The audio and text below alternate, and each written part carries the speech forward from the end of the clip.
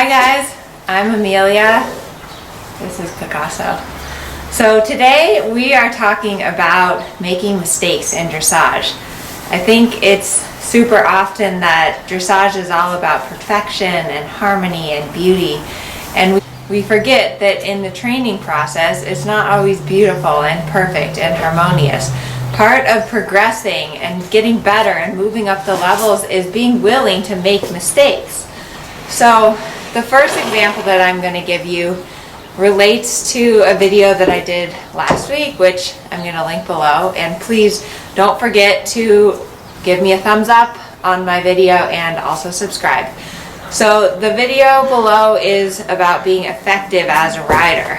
And part of the problem with becoming more effective as a rider is that you're going to make mistakes in the process.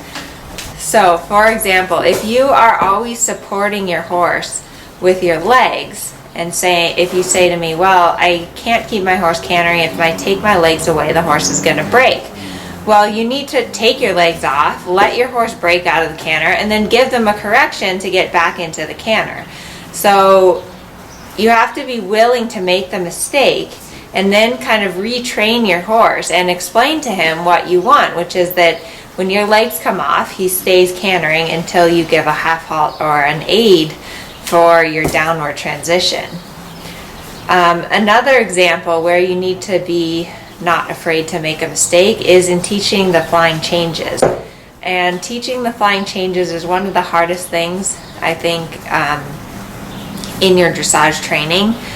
And right now I'm teaching my 6-year-old Harvard. He's learning his flying changes, and you know, in the flying changes a lot has to happen in a very short period of time. So basically in that millisecond of suspension, your horse needs to change all 4 legs into the other canter lead, and they have to do it when you ask them to do it. So there's a lot that has to happen in a short period of time, and you're gonna make mistakes.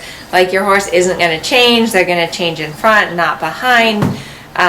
A lot of different things can happen, and that's another place where you need to not be afraid to make a mistake, but yet you don't want to train your horse to make mistakes. Like, you want to teach them to do a clean change.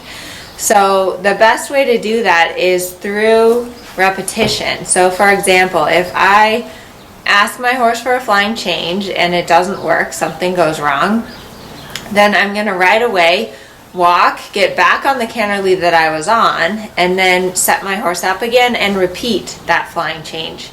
The other way to help prevent makes mistakes is to break things down. So for example, going back to the canter walk canter transitions, that's kind of the foundation for your flying changes, so that can also help.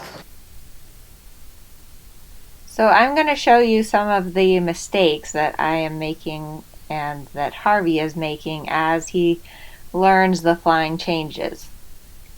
So again, I want to try to set him up in such a way that he doesn't make mistakes, but I'm also very aware that in order to teach him these flying changes, we're both going to make mistakes. Sometimes they're his mistake, sometimes they're my mistake, and that's okay. I'm going to try not to get frustrated, not to get mad, but just to patiently repeat until he gets the right answer. So you'll see here, I'm in the counter canter, and he does a change which I didn't ask for. And he only changed in front, he didn't change behind. So that was kind of a mistake more on his part. So again, I just calmly walk, pick up the counter lead, and then start preparing him for the flying change to the right. And then there you saw a really nice, smooth flying change. So maybe he learned from that last mistake. So again here, you see I'm not asking for a change, but he gets excited, kicks out, and then on his own does a perfect flying change to the counter lead.